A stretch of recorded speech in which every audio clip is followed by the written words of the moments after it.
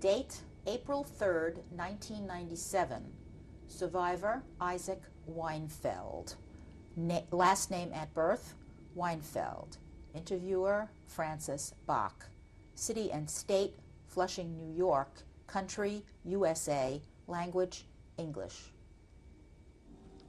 My name is Francis Bach. Today's date is April 3rd, 1997.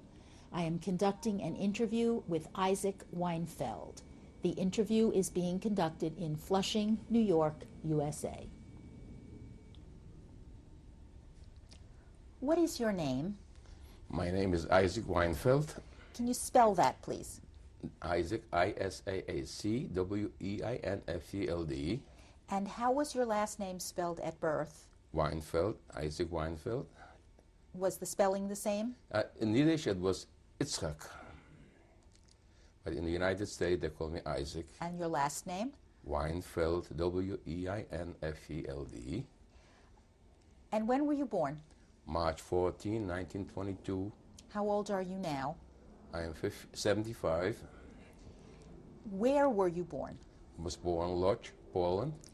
Can you spell the town, please? Lodz, L-O-D-Z. Tell me what your mother's name was. My mother's name was Pearl Weinfeld. And her maiden Maiden name was Pearl Leder, L-E-D-R. And your father's name? Was Moshe, and his Weinfeld naturally. And did you have brothers and sisters? Yes. Please tell me the names of all of your brothers and sisters. My older sister is Ella Weinfeld, at the present Bernstein. My younger sister was Chaya Weinfeld. The younger one was Sholem Weinfeld. Was younger than I am. I was before him, actually. What did your father do for a living? He was doing some kind of in the needle trade. He was buying and sewing and selling them.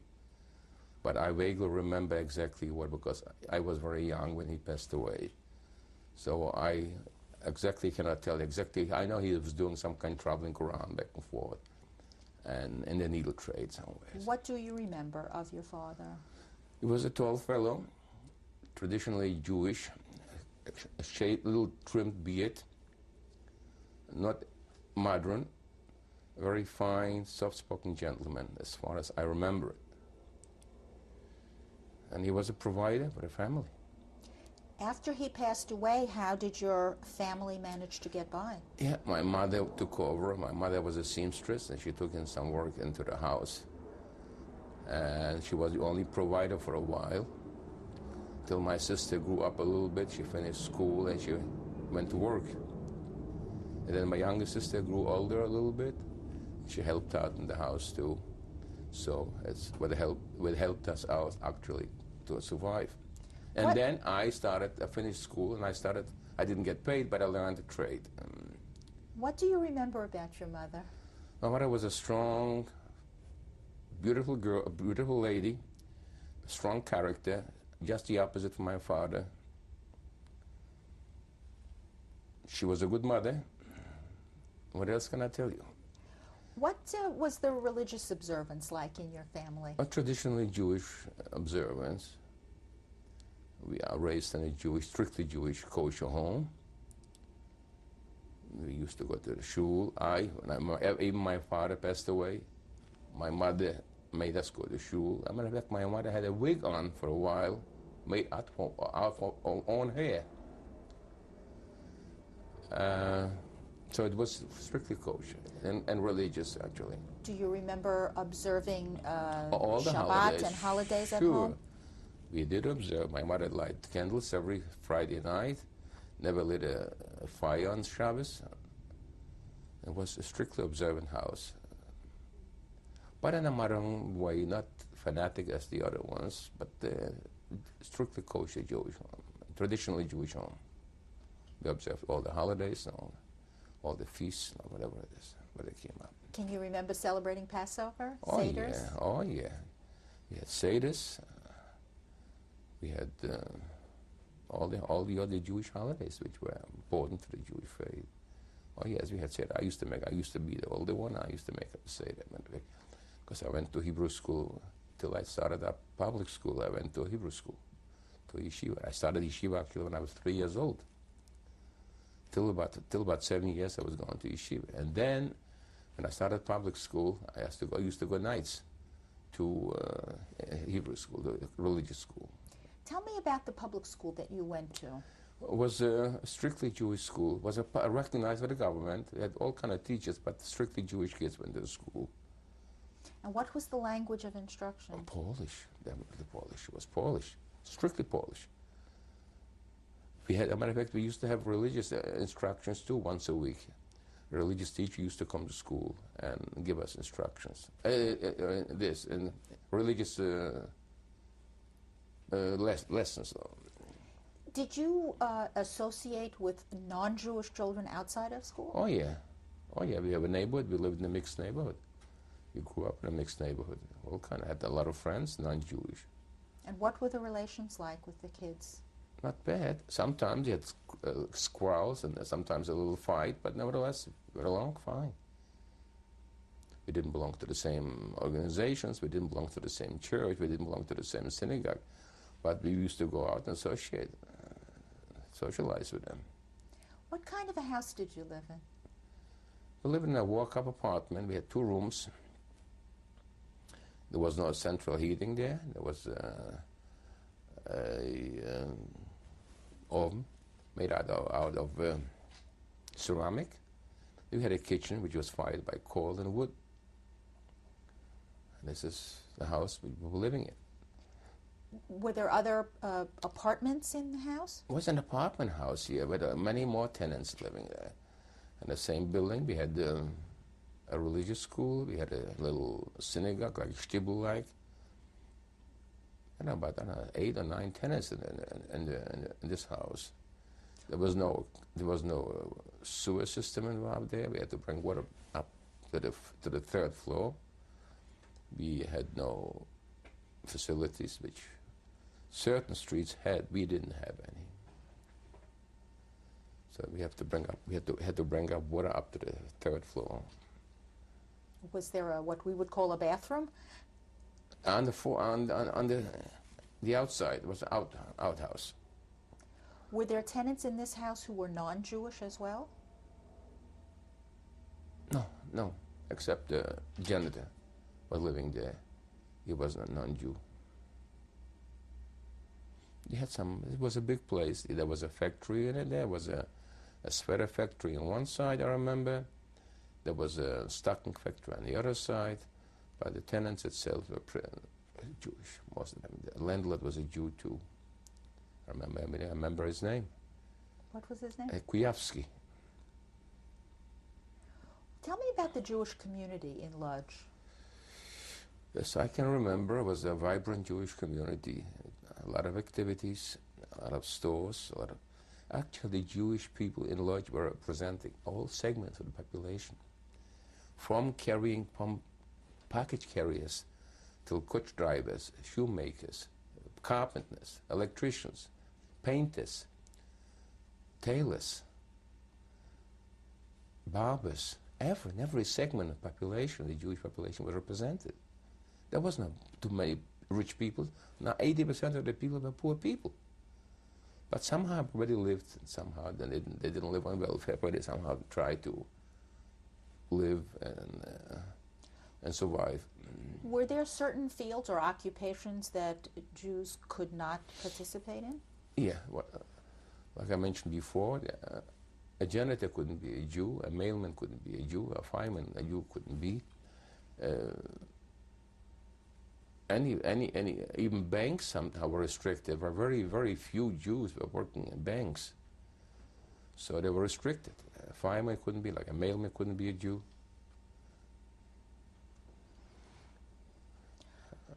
In your home, did you read any newspapers? Oh yeah, we had Polish papers in the house, we had Jewish papers. I mean, we had about 10 or 15 periodicals in the Jewish language, which I didn't read so well in Jewish, but we had Polish papers, daily papers. It came into the house. And what language did you speak at home? We spoke Yiddish mainly. We spoke Yiddish in the house. a large segment of the Jewish population, the older ones, couldn't speak very well Polish. They spoke, but broke, because there was no compulsory education in Polish. My generation, for my time, it was compulsory. You had to go to school and learn Polish. So a lot of people couldn't, the older generation couldn't speak Polish, they spoke Yiddish. Did your mother, in doing her seamstress activities, did she have customers who were non-Jewish? I wouldn't recall. I don't think so. They were working for people. They probably had large outfits, and she worked for them as a contracting business. I don't think so. She had any.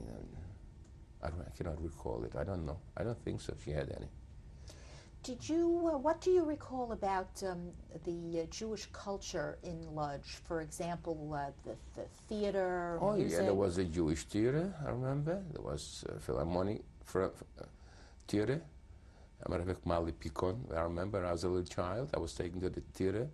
She was playing Little Fiddle. I remember that today. They had sports clubs. They played soccer. We had all kind of Zionist organizations. We had the socialist organizations in Lodz. We had Bund. We had Polish Party Socialistyczna, which means Jews and non-Jews belonged to this organization. I didn't belong to them. I was too young to it. Did you belong to any organization? Yes, I belonged to Shoma Hatzair, it's called, right. I was a member there. My sister was there too, matter of fact, the younger one. And was a vibrant Jewish community, which a lot of activities. We had a sports club. We had a choir, it was Hazomir, it's called. It was very known. And Jewish theater was practically every couple of days, well, a couple of weeks they changed. Sure.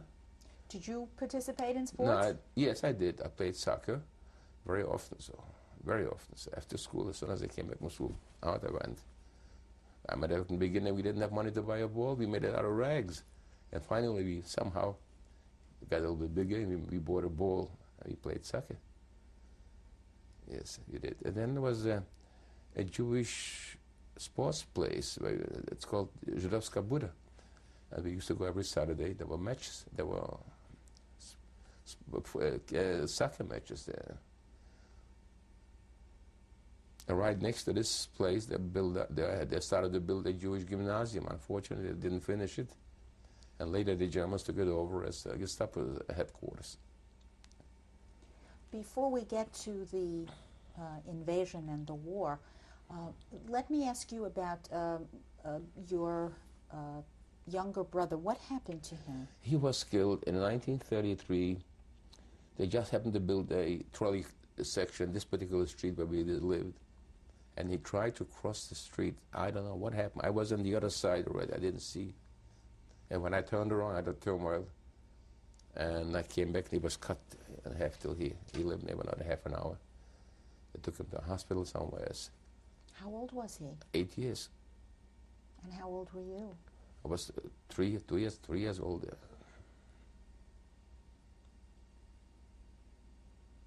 Yeah. A terrible shock to the family. My mother, unfortunately, suffered plenty. As young kids, but mostly my mother probably suffered. It was a big shock to her. But nothing could be done. We took it as it came. What was the name of the street that you lived on? Kirinskiego, 12. It was a house, was closed in with the entrance. You couldn't, after 11 o'clock, you couldn't get into the house. You had to pay a couple cents to the janitor and they'll open up the gate for you. You had a bell, you were ringing the bell, and he came out, he let you in. It changed, naturally, today is a little bit different. They modernized, they made a little progress there. But for my time, and the bus, you couldn't get in after 11 o'clock. It was closed. You had to give him a couple cents. It was wake him up, you had to come out. How old were you when you completed your education? I was 15. What did you do then? Then I was forced to do something. I didn't get paid, but was no sense to walk around the streets and do nothing. So I had a cousin. He had a factory. He used to produce armature for the doors, like knobs and all this stuff. Everything was, but it's made out of casted brass. He was producing, and I went into there for a while, worked a little bit, learned a little bit, till the war broke out. The war broke out. It was the end of it. He went to the army, and this was the end of it. As this must have been about what year when you started to work? About 1938.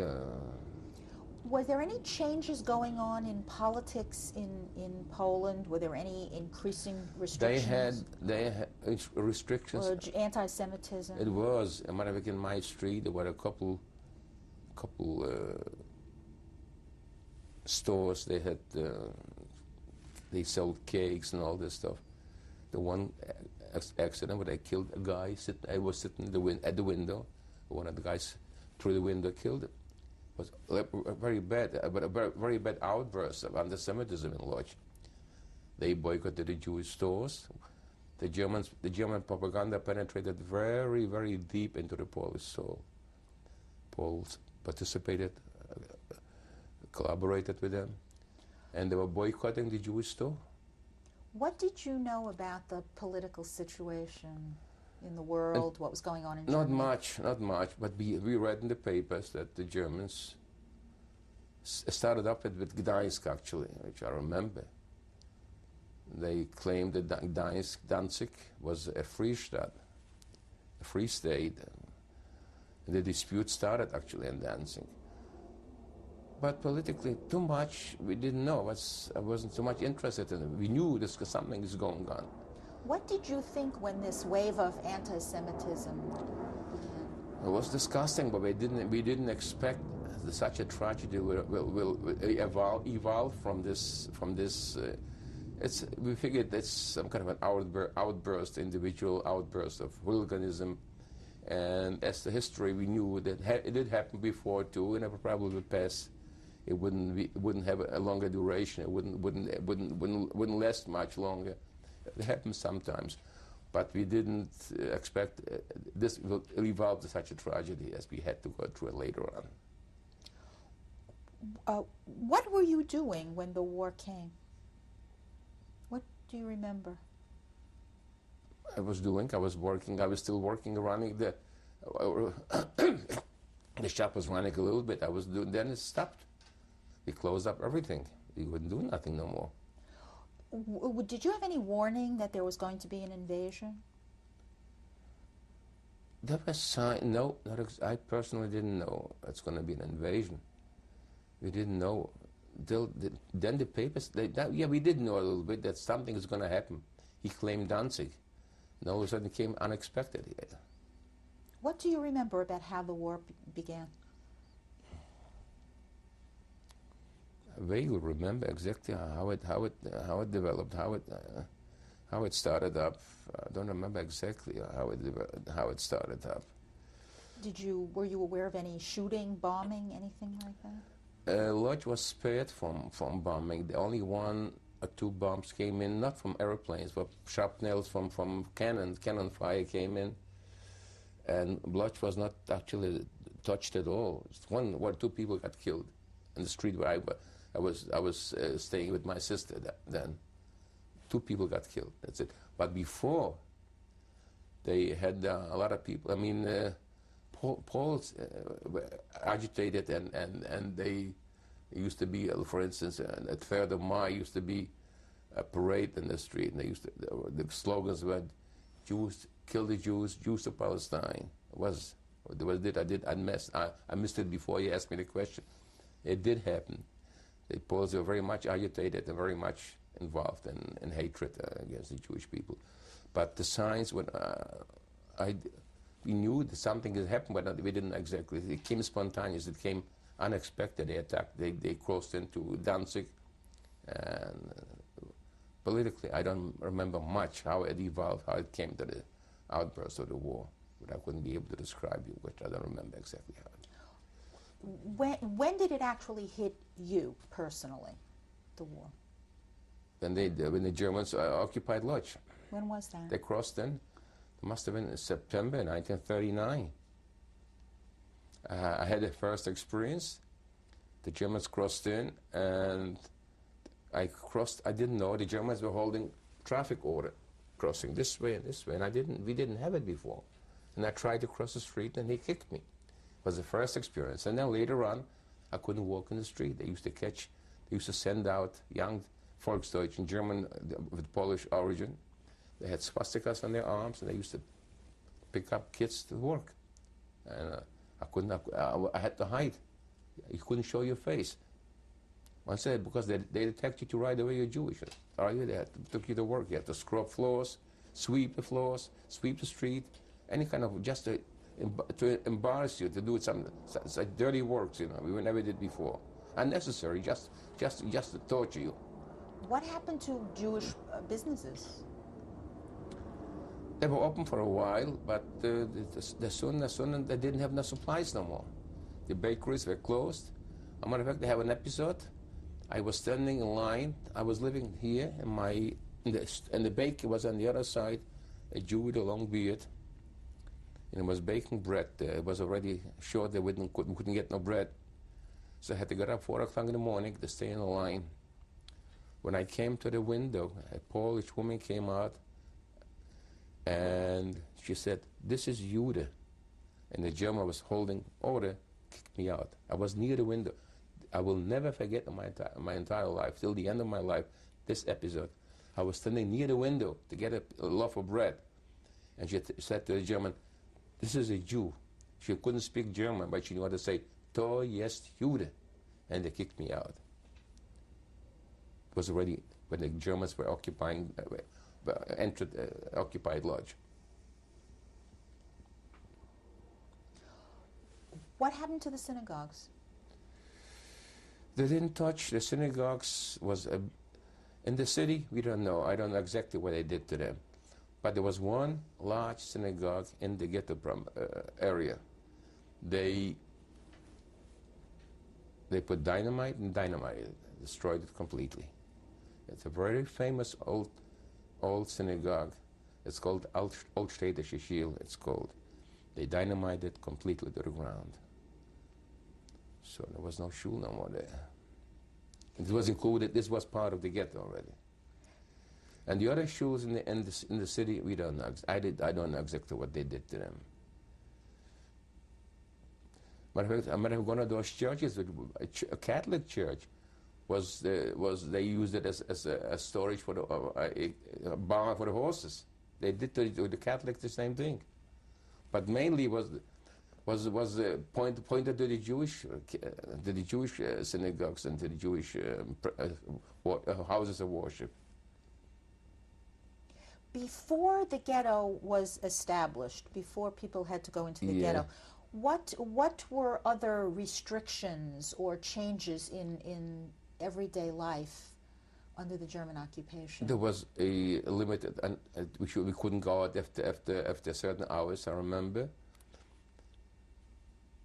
And then we didn't feel much anything, just a restriction not to walk in the street after certain hours.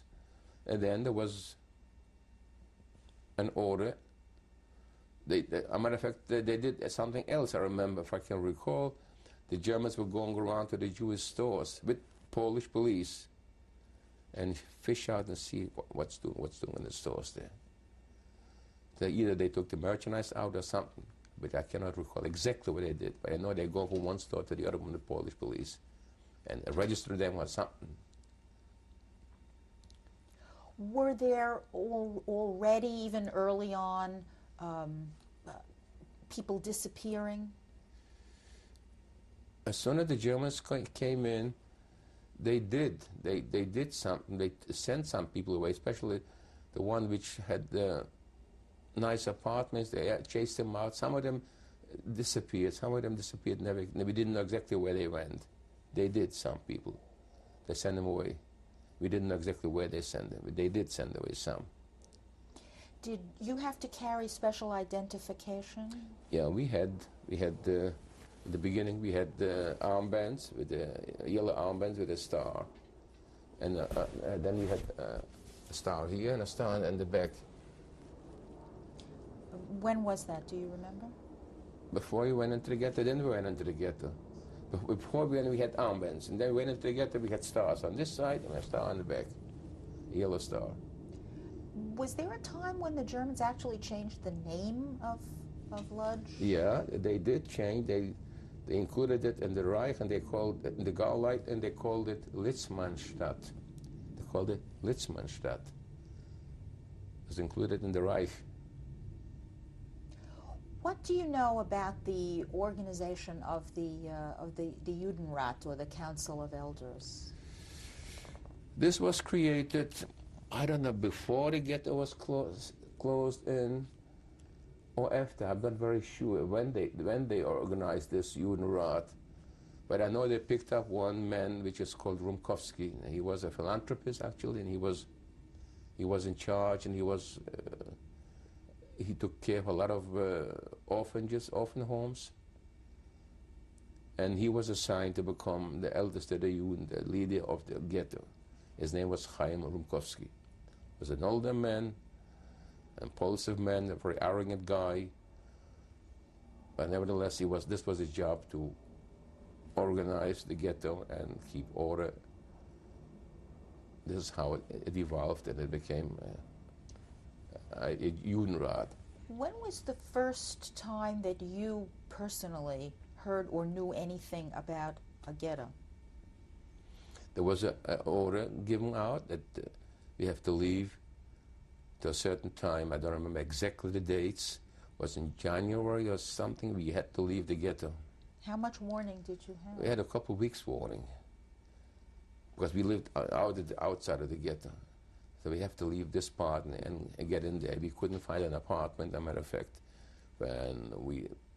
So we had my sister's friend lived there before the war. Before the war, was living in the ghetto parameter. And they took us in, and we stayed till we found an apartment in the ghetto. When you saw that order, what did you think was going on? We didn't know. It was an order, it was a war. We didn't know. We figured it's temporarily. This is going to change probably in a short while. We didn't expect this is going to develop such a tragedy. So it was an order, it was an order. We are all law-abiding people, and we had to move, we have to go. They took our possessions, we didn't have no means of transportation. So we made little wagons, little sleds. It was winter, was a lot of snow there. And we took whatever we could, gradually took it over there to them till we got our apartment. You said it was January or February, so this was It was January, the beginning of the winter, right. And this was the beginning of what year? In 1940. What did you take with you? Whatever we had in the house, whatever we could carry out. We had beddings, we had beds. We put it on little slates and we carried it from away to the ghetto. I did it, and my brother-in-law. My sister was married before the war. And we stored whatever we could in this particular apartment till we got an apartment. We had pots, we had, like in a household accumulates stuff. Whatever we could take out, we took out. I had some books there, so I hid them in the attic there, but whenever I was afraid to take them with me. We're coming to the end of this tape, so we'll pause and continue with your testimony when we resume.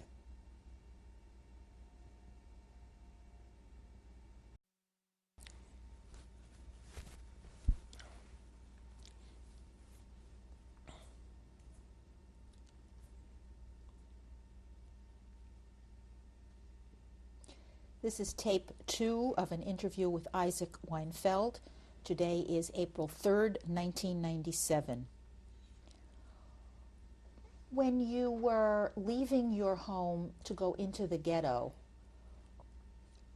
did large numbers of people leave at the same time? Yeah, whoever, they were forced to leave, right. And everybody had the same means of transportation as ours. We had sleds, we had little wagon, little carriages, whatever we could organize, to push the stuff over to the ghetto area. So can you describe what that was like going through terrible. the street? It was terrible. We had to go 4 or 5 times a day, go back and forth. Till we couldn't take everything in one shot. A lot of stuff in the house, you know. You have pots, you have dishes, you have stuff, you have beddings, you have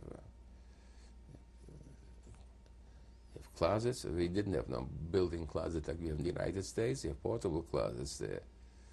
So everybody had a little closet somewhere. And later on, we broke it up. We made wood out of it. We didn't have no means of heating, cooking, so we broke up whatever was made out of wood. And how long did it take you to accomplish this? Almost a week, more than a week. We used to go back and forth, back and forth. When you were assigned to go into the ghetto, what provision was made for where you would stay?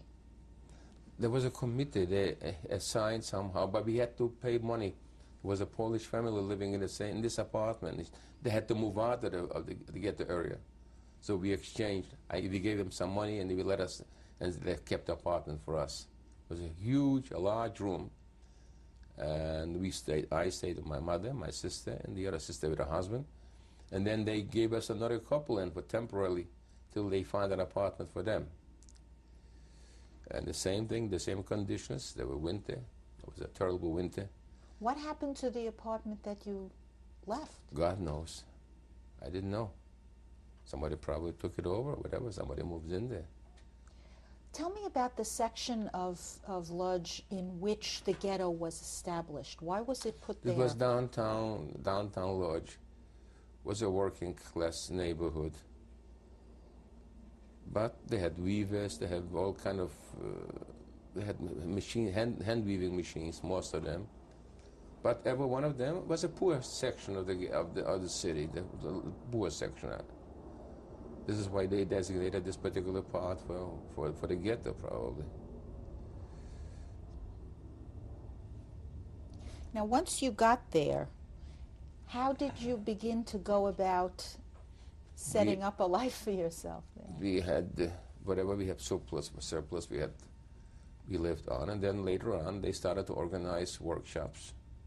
And I was the first one to get a job. As I was familiar with mechanics, and they organized a metal shop that's called Metallresort, and I registered myself. And I was the first one. Was privileged to have a job and get a ration card.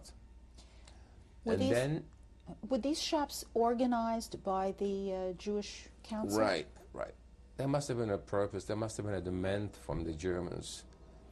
On the one hand, on the other hand, the people who organized this probably figured we're going to try to somehow survive by working. The purpose actually was, and then they had means to live on it. Some they probably had started to print money, get the money, and we had to pay. Our money which we had wasn't valued wasn't worth anything. We had to change into ghetto marks. So this was organized. The purpose probably of organizing those shops probably was the only one to help survive. Maybe they figured maybe we work, maybe they'll let us live. They must have known what was going on. We didn't know exactly what was going on in the world.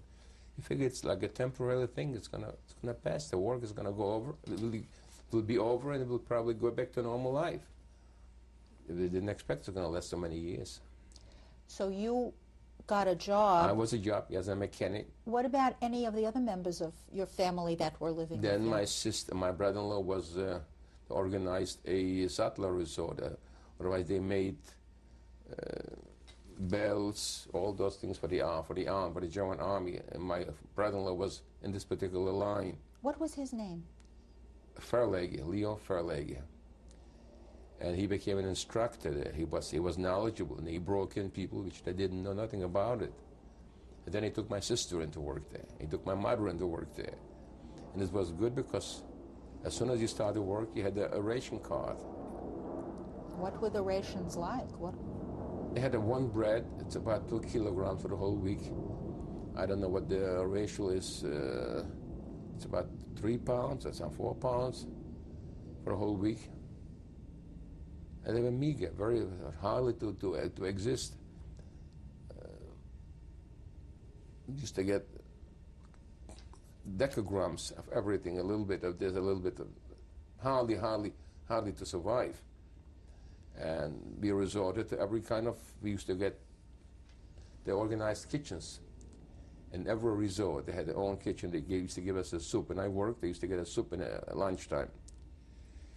And if you knew somebody working in the kitchen, you get the peel from the potatoes. And we made some kind of a mishmash, we cleaned it up, and we ground it, and we made something out of it. This is how we nourished ourselves, if you knew somebody. What happened to people who didn't have a job? Didn't get a ration and starved. Terrible. Those people who couldn't work was disastrous. They had to depend on the rest of the family members. Some of them, probably one of them or two of them worked. Was there any contact between the ghetto and the outside? No, the ghetto was completely sealed off, completely sealed off. We didn't have no contact with nobody. We didn't know what was going on outside the perimeters, outside the ghetto walls. We didn't know. Who kept order inside the ghetto? They organized the Jewish police, the Jewish fire department. It was a trolley car going from the entrance, the entrance from the ghetto into the. They used to carry provisions. They used to come in and load up stuff. But the police was holding order. The police were responsible under a German supervision. The German gave them the orders, probably. And where were the Germans? The Germans, where there was it was a big place. They had headquarters in the ghetto. They had access to the outside world. We didn't. And they used to have all the patrols coming in from over there. They used to patrol day and night, the ghetto, all around where the wires were. The police had organized that high echelons, big, I don't know, their ranks, their functions, but they did a good job. They worked with the Germans accordingly. How did you feel about those Jewish police? How could you feel if somebody comes in and tries to take away your brother, your sister? Could you feel good about it? On the other hand, we had to have order somehow, somewhere. It wasn't that great feeling. We had Jewish police restricting you from going out to the street, and whenever they wished to come in, they gave them an order to get in 100,000 people. They used to come in and get them down, get them out. Older people, sick people, used to grab them, take them down, and deliver them to the Germans. We had a couple branches. We had regular police. We had another branch which was like a secret police force, and they functioned very well, very, very efficient. Collaborated with the Germans. Was there any opportunity for any food to come in from outside? Illegal? Or No, I didn't know. Maybe somebody did. I didn't know. I didn't know any source. My mother in the beginning, before about a couple of months after we went into the ghetto, my mother had earrings. We sold them in order to get something, as long as it was available, but we couldn't get later on. We couldn't get nothing. Nothing was available anymore. What about clothing? You know, whatever we had to live with it. Mend it, clean it, and wear it. There was no stores, nothing, no supplies. Later on, by the end already, they used to send back probably stuff from Auschwitz. They used to come into the ghetto, and they used to hand out sometimes recycled stuff for people which they killed probably in Auschwitz, and they brought the stuff back in here and they washed it. There was a laundry department that they washed and cleaned. Some of them they gave them out dirty too. Some of them, not too much. What did you know about deportations? We didn't know much. We didn't know they didn't say they're taking away the work in the different camps somewhere. Never came back. We never heard of them anything. We didn't know to the last second where we were going. Before the liquidation of the ghetto, people knew something, but they said, no, it couldn't be. Humanity cannot sink to such a low level. They're going to kill us. They're probably imagining things. Because people went to Auschwitz, and they put in little pieces of paper into the kettle cars. Don't come. But how could you? They forced us to go. They closed up the areas, and they went from one house to house, whoever was left over, and they took them by force. Before they started to liquidate the ghetto, how long did you spend there? In the ghetto, I was from 1940 to 1944, till September 1944. Can you talk a little bit about how the conditions changed over that period of time? Changed way in the ghetto? In terms of food, in terms Didn't of change health at all. and It got disease? worse. They forced us to evacuate. They forced us. They gave us little less. As a matter of fact, they didn't give us at all in the last few months. The conditions were terrible. It's unbearable. There was no food. There was no heating in the wintertime. They used to come out, wake up in the morning and the walls were white with snow in every apartment. In my apartment I was living in. It was terrible, terrible, unbelievable. Yeah. People used to, you walked into an apartment, you have a little wooden boxes. Everybody had his own with a lock on it. And one shouldn't steal from the other one. It was a terrible. It's unbelievable what what's going on in the ghetto. As you lived there and worked in the metal shop, did you have any contact personally with the council of elders that ran things? No, he came once in a while to inspect there, but you couldn't talk to that man. And that was... Yeah. The Rumkowski used to come once in a while and inspect and see how. But the Germans used to come too. Come and inspect and see how we work, what we produce. And we did produce a lot of stuff there for them. I don't know for whom it went. Most likely for the Germans. We didn't use shovels. We made shovels there, pots, and all that stuff. We made must have gone for the Germans. They used to come in and inspect and see how the Jews work. Were there any educational activities going on secretly? For the younger ones, most likely they must have been going on. There was a school, Marashin, was a school for the youngsters. I don't remember exactly how long it lasted, but it was a school for the younger kids. There was a school. Were there religious observances? I think, yes, the holidays we used to, they were restricted to go out certain, but we had in every house created a little, like a minyan. We used to pray there. There wasn't a shul, there was none. Did you continue to observe the Yes, holidays I did as observe. you could? Yeah, I did observe, yeah. I did. What did you personally see of people being taken away? Oh yeah, we didn't know where they're going. They took them in, load them up in trucks. They took them out. We didn't know exactly what they're going to do with them. We didn't know. You know, they took them away. They claimed they came for work. They never came back. Never. Didn't hear no trace of them no more. And you saw this going Oh yeah, on? I saw. As a matter of fact, there was a hospital, and after after they closed up the ghetto, there was how you call it? They closed up. They were not allowed to go out in the street. And they picked up kids and they threw them into the truck. I saw them myself from a window, young babies, threw them down to the truck. And what was the word that this was Sperre. called? But we didn't exactly the older grown-ups where they send them. We figured to send them to work somewhere. No, none of them came back.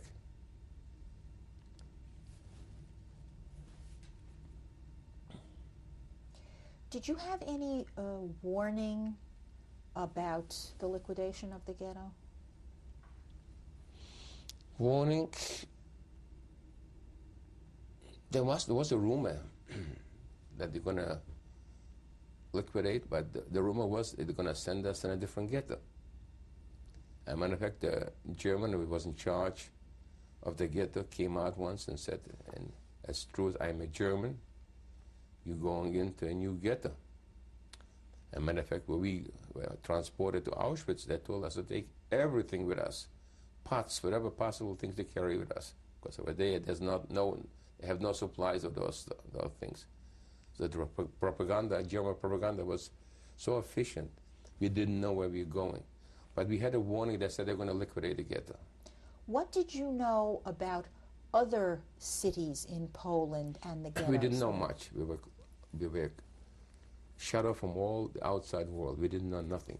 One thing we knew, a short while before they liquidated our ghetto, they brought machines in to our resort, our shops, from Lublin, and they claimed they liquidated over there. We knew this comes from there, so I knew. So this is the only contact we knew. We didn't know what was going on in Warsaw. We didn't know what was going on in the other cities. We didn't know nothing. We were locked out. We closed out completely, shut off from the rest of the world. Were there people brought into the ghetto in Lodz from other parts of Europe? Yeah, they came from Austria. They came from Germany. As a matter of fact, they had some radios there in the beginning, and they somehow found out about them, and they hung a couple of people. And it was the end of their radio reports. Did you see any of that? I didn't see any, but I used to get somebody who used to come with reports, little papers, and tell us what they heard on the radio. But after a while, they found out people have radios. Whoever had a radio, found that they had it. I don't know how they traced them. There must have been some means of tracing them, and they hung them in the middle of in the market. Did you see that? I didn't see it. I was working, but we know they hung him. Did you have a newspaper in the ghetto? I don't think so. I don't recall any newspapers in the ghetto. Maybe it was. I don't remember. Honestly, I don't remember. Must have been some kind of a paper in the beginning. Were there any efforts that you know about at resistance? Not in the Lodz ghetto, no. They were talking about. I read about it later on. I didn't know that our resort tried to organize something, but there was an objection. I didn't want them to do it. But official active resistance, I didn't know of any, if any. As the conditions worsened and the food was less and less, did the workers attempt to do any demonstrations? There was a or anything? demonstration one time in the street, but after the demonstration, they sent a lot of people away. They arrested an awful lot of people. And it was the end of the demonstrations. We didn't demonstrate anymore. There was a demonstration once. Did you have any knowledge at all about the war and what was happening? No, not at all. In the beginning, we had, as long as the radios were existing, people used to, from mile to mile, correspond and tell us what was going on. But as soon as they liquidated those radios, we didn't have nothing anymore. We didn't have no knowledge of anything. Completely cut off with the rest of the world. We didn't know nothing. Maybe some people I did, but I worked and nobody knew what was going on. We didn't know nothing. We have no knowledge of anything. We didn't have any communication with nobody. Maybe those people who were working in the delivery place, they used to bring produce in, maybe they had contact with it. And they used to bring in wagons with horses, unload it, left the wagons, and then the Jews carried it with their means of transportation into the place where they stored them. So maybe those people knew anything about we didn't know. How many entrances were there to the ghetto? There was one entrance. It's called Balate Platz, it's called. What did it look like? It's a big yard, a big place, like a marketplace, and they had the central German headquarters there. They used to open up. Was patrolled by Germans. The wagons came in, and then they changed the drivers. They delivered them back with the horses and wagons. They delivered the produce. They loaded up in the magazines, wherever they stored them. And that's it. They brought back the horse and the poles. They're going the other way. Was the ghetto enclosed in some way by? Oh yeah, barbed wire all around, and it was patrolled by German. I don't know what, but the soldiers. Where you and your family lived, was that near the barbed wire? Right next to the barbed wire. Next to the barbed wire. So you lived right on the edge. Right on the edge. Right. Did anyone ever have any thoughts, or do you know of any efforts at escaping? Some people tried, and whoever tried and was caught was killed immediately. They tried, a few people tried. I didn't. Some people tried. When one reads about the Lodz ghetto, it's described as having several sections that were connected by walkways over the street. Can you describe Right. that? It was, like I said, we lived on one street, that Donut Street it's called, and it was cut through a trolley car was going by on one of the streets, and they had a gate was patrolled by the Jews on one side and the Germans on the inside. Certain hours in the morning we had to go to work. We had to cross this gate. And the other side was another one, was a bridge, a cross and go over bridge made out of wood. The crossover from one part to the other one. It was one or two bridges, but I was living near the gate where we was going up, where we were going from one place to the other one, because the beginning they had the metal, so it was in a different place. We had to cross over, so the guards opened up the gates in the morning, and after 6 or 7, you couldn't cross no more. You had to be at home. You couldn't cross no more. They didn't open up the gates anymore. How big was this whole area? It's very hard to describe it. I cannot describe in it. Blocks or streets? Oh yeah, well, sure. It's the whole downtown Balut is what it's called. Balut. It's downtown. I don't know how many square. I don't know how much it was. It's very hard. I wouldn't be able to describe it how big it was. It accumulated about 200 and some thousand Jews. 260, 240. I don't know how many Jews they accumulated. They pushed in there. So the size of it, I wouldn't be able to describe because I don't know exactly. As the time went on and you were in the ghetto, how was your health and your physical condition? Undernourished, very weak. But I personally somehow didn't deteriorate as much as other people. Some people deteriorated to the extent but people died in the street, a lot of them. I happened to work, and I was the one at the beginning, the first one started to work, so I had a soup in the kitchen. It was helpful. But what do you know about epidemics or outbreaks of disease? A lot of people died. It was a time where they couldn't bury so many people from starvation and hunger. You saw people walking in the street with swollen faces, swollen feet. It was a terrible picture to see. Terrible, terrible, terrible pictures. A lot of people died from starvation, awful lot. They couldn't get used to it. Their system couldn't adapt themselves so fast. What about the other members of your family? How did they make out in the They ghetto? lived as a unit. One helped out the other one. One ate a little bit more, one ate a little bit less. I was young and I was hungry, so my mother and my sister always put a little bit more into my side.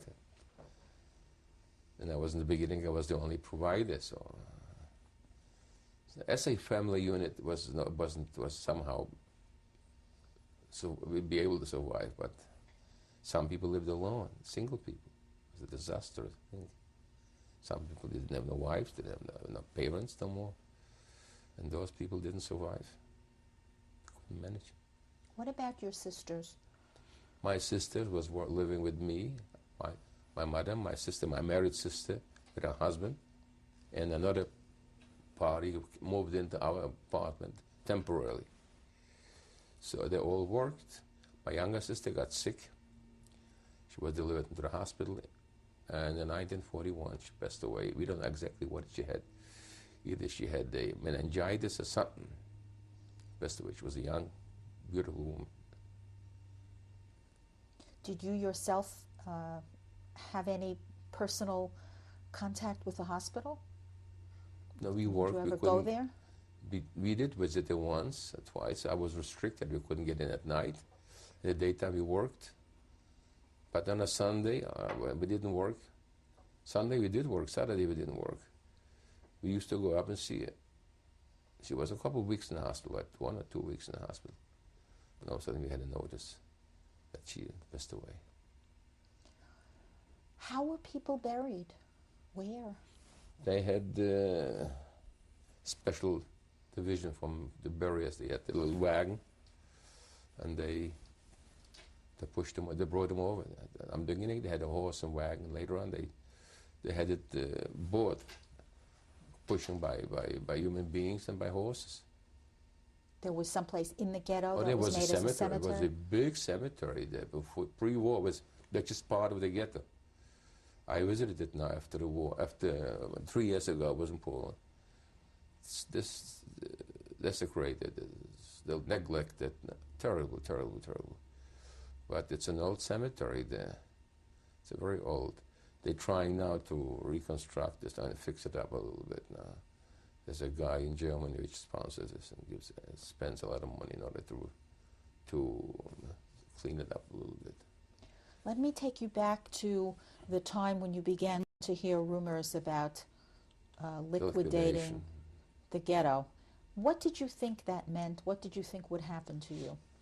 We didn't know. We thought we were going to go to a different ghetto. We figured maybe the front is nearing and we're going to go work like we did in order to survive this terrible time. We didn't expect that the program is to destroy us. We didn't know. We didn't know. There's an Auschwitz. We didn't know that. They're burning people till I got to Auschwitz. So we took it as part of our sufferings. We have to suffer a little bit longer. We're going to be going to another place. We're going to work till the war will end either way. When you were still in the ghetto and it was coming close to the time when it was going to be liquidated, were you aware of an increase in deportations? Were there more transports leaving? Every day it was according to the resource. According to the factories. I went with my brother-in-law, with his resort. But I would have gone with my metal resort. Maybe my mother would have been. Maybe my mother would have survived. Because this particular one had it a little bit easier there. They kept the families together. Against the one we went with my brother-in-law that took us to Auschwitz. And it was the end of the family unity. It was finished. They broke up. The whole thing. It was not such thing as a family. When did this happen, that you were deported? It was in September 1944.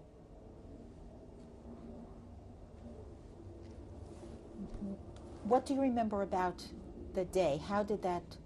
I don't remember the day, but we had to pack up whatever we had, possessions, everything. We took pictures, whatever we had, packed it up, and we carried it to the railroad station. And according to the resort, according to the factory which would be assigned, we were waiting for the trains. Waited the whole day for the train. Then they packed us into cattle wagons and put in a little bit of water. Once they closed up the doors, we know there's a problem, there's trouble. There was no toilet, there was nothing, there was no water to drink, there was nothing. What did you think then? I don't know. We were going the unknown. We didn't know our destiny. We didn't know where we were going to be ending up. We didn't know we were going to Auschwitz. We didn't know till we arrived to Auschwitz. And then the tragedy started there. That opened up. We're coming to the end of this tape now, and we'll pause. And when we continue, you'll talk about the journey and what you found there. Okay.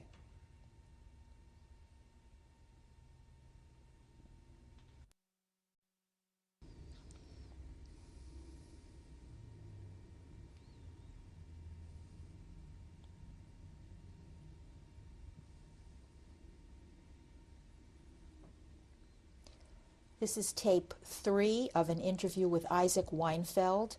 Today is April 3rd, 1997.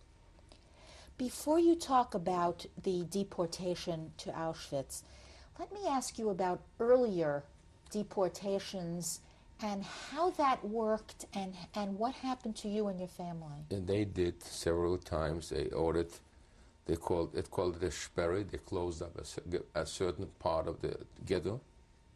And nobody was allowed to go out, crossing this particular area. And the Jewish police were going from one house, from one apartment to the other one, and brought everybody down to the street.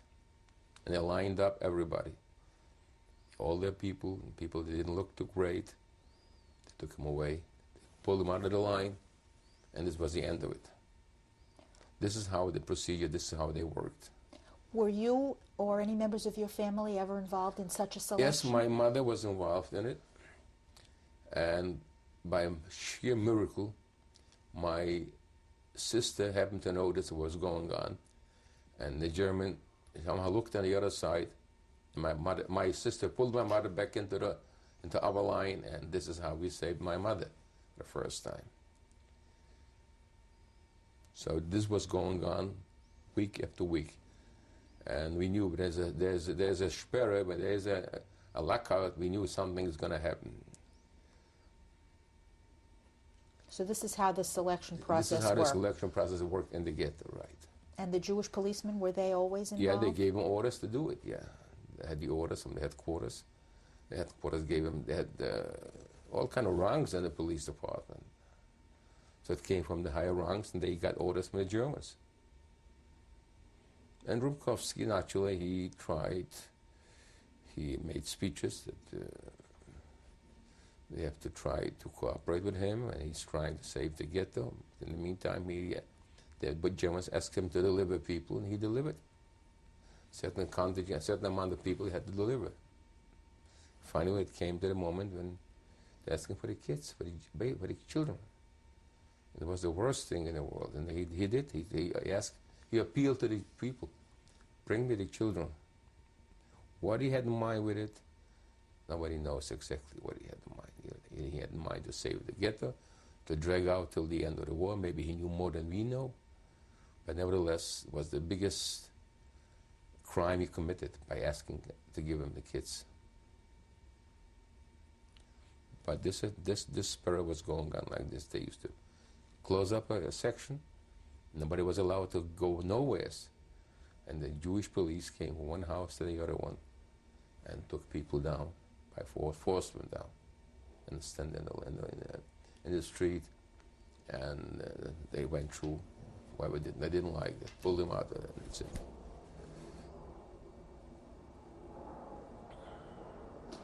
Let's go back now to the time when you were actually deported. What can you remember about the train and the trip? Yeah, we were waiting. We assigned to a certain hour that our transport will be shipped out. We waited the whole day. Finally, the trains arrived. They were cattle trains. It was not regular trains. They told us to go. We went into the trains, and after they locked us up, was some kind of little pail of water, and that's it. And all of a sudden, people started to cry. We need water. We have to go do something. Nature calls us, and we couldn't. There was no way of doing it. People fainted. People got sick. It was piled up. A lot of people in every train. People from heat and from exhaustion, from pushing around. And this was going on till we arrived in Auschwitz. Some people died in the cattle trains. Couldn't breathe. Some people got sick in there. My own mother was laying with a headache, but we couldn't do nothing. How long was the trip? I think, if I remember, it was about 2 days or a day and a half, something like that. Were there any stops along the way? Maybe they stopped, but they didn't let us. They didn't open up. They didn't let nobody out. It was nothing. It was gone. We were locked in, and that's it. Till we arrived in Auschwitz, Birkenau, and then the tragedy started. And when you arrived there, what did you see? Terrible things. They opened up the wagons, and the screams, and the dogs, and the police, and there was assigned a group of prisoners, which their task was to unload the people. And the screaming, arouse, out of the wagon, out of the things. And the Germans with the dogs, we didn't know. They went out, everybody ran out. They left everything. We were not allowed to take anything out, just the way you are. And there was a sign that something is wrong.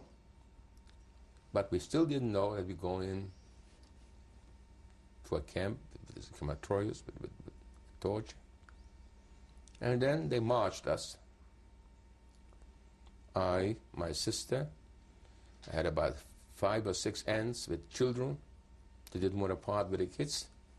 Went to the left. My mother went to the left. I went to the right. My sister I didn't see no more. I saw my sister later on, but I was already went through the selection, I saw her, they were cutting her ear off. She was standing near the window. I said, "Where's mother?" I said, "I don't know." This was the worst experience in my entire life when I entered the camp. The terrible thing, the beating, the torturing. Get out, we couldn't sleep, we slept like herrings. I had a pair of shoes, they stole my shoes there. I had to get somewhere, schmatters or rags to put around my feet in Auschwitz. Tell me about the selection that you were involved in. What do you remember? Then after a couple of days, it was unbearable. It was unbearable. There was no food. They didn't feed us. They didn't give us nothing, bread, no coffee, no nothing. So Germans came every day, select people to work. They had to get undressed, naked. They looked you over. If you're somehow decent, somehow built a little bit stronger, they took you to work. After a couple of days... Before you get to that, let me ask you about being assigned a number. No, after you assigned to work, they took you, they gave you a number. They tattooed me, and this was a sign I'm going to work a different place. Can you show us? Oh, yeah.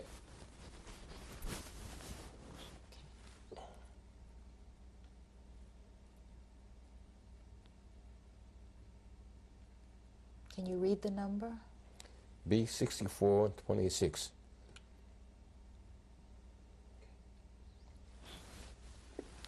And the B stands for? They started first with regular numbers. And then they couldn't, the number became too big. They started with an A, and then with a B. Otherwise it would have been a number or the whole they stopped to a certain number. The number shouldn't get too big. And they gave them, then they started with an A, and then we have a B. In a certain camps they have a KL.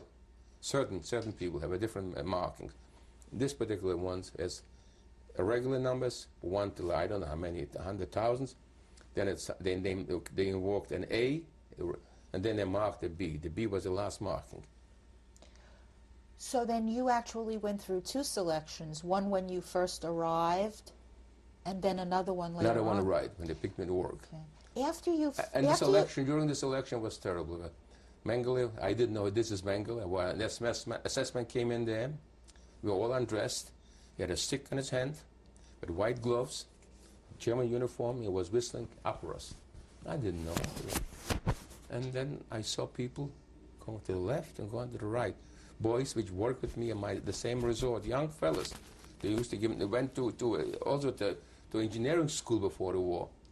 They sent him to the left. And thank God, somehow, somewhere, he didn't. They told me to stay to the right. What did you know at that time about what that meant? Nothing. We did not know. But I sensed something is wrong or something. Somebody had a little scar or anything on the body. He went to the left. So I sensed something is wrong. But I did not till the last second, till I walked out of there.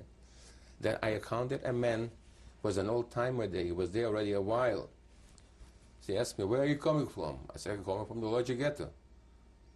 "What did you come for?" I said, "I didn't come voluntarily. They brought me here." "What's doing? What am I going here? What's doing? What's going on here?" "Don't you know where you're going? You're going in the frying pan." That was the answer. Then I realized that something is being... But we didn't expect that humanity will sink to such a low level.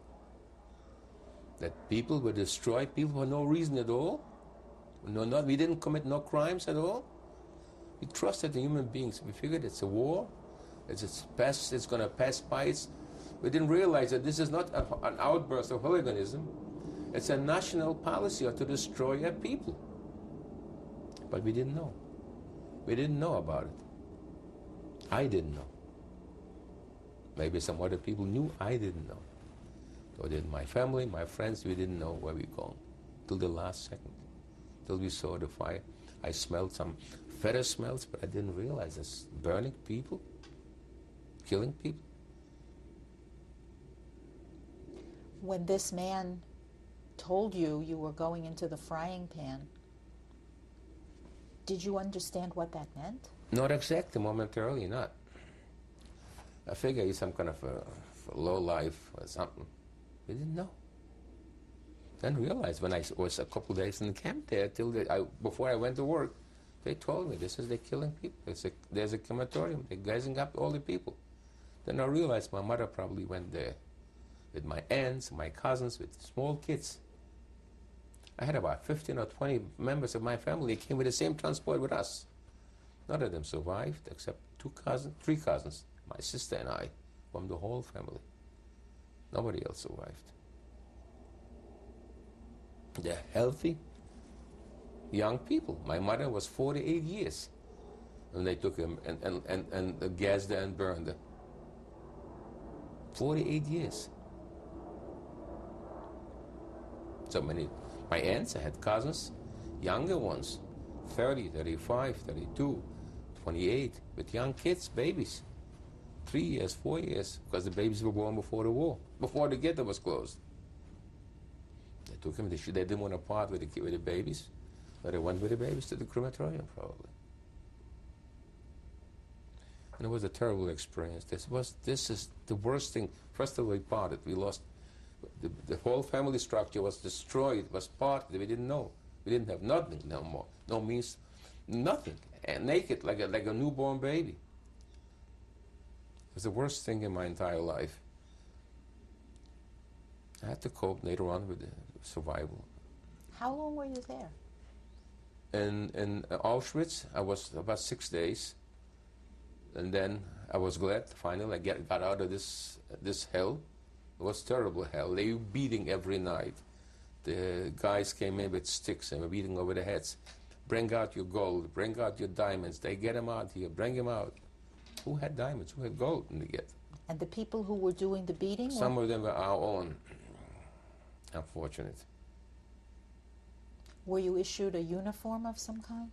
After the selection, I was assigned to work, I got a uniform, and then they tattooed me. I had striped uniforms.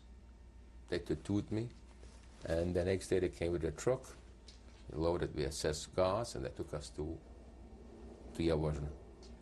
Before that, the week or so that you were in Auschwitz, what kind of a barracks or housing did you stay in? Wooden barracks. We were laying on the floor, one next like herrings, one next to the other one. No, nothing, just floor. It was terrible, terrible.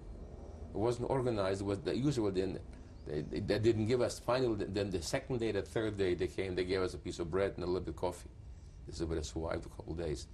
And I figure I'd rather go to work somewhere. If I work, I will be able to get some food, something, to survive. Over here, I wouldn't be able to survive. And the people who were with you in this barracks, were they all from Poland or were they from all over? Some of them from the same transport, some of them from Poland, most of them Poland, right? Most of them Poland, but I didn't know exactly. I'll be honest with you, I didn't. Who knew? Their drive for survival was just to survive. I didn't even look around and see who was around me. I had a cousin there, a young fellow. Didn't see him no more. Didn't survive. Was in the same barrack for a couple of days, but I went away. I went to a different place. I didn't see him anymore. He didn't survive. It was a terrible, terrible, terrible experience. It's beyond human imagination that human can turn into beasts the second in our own. Unfortunate.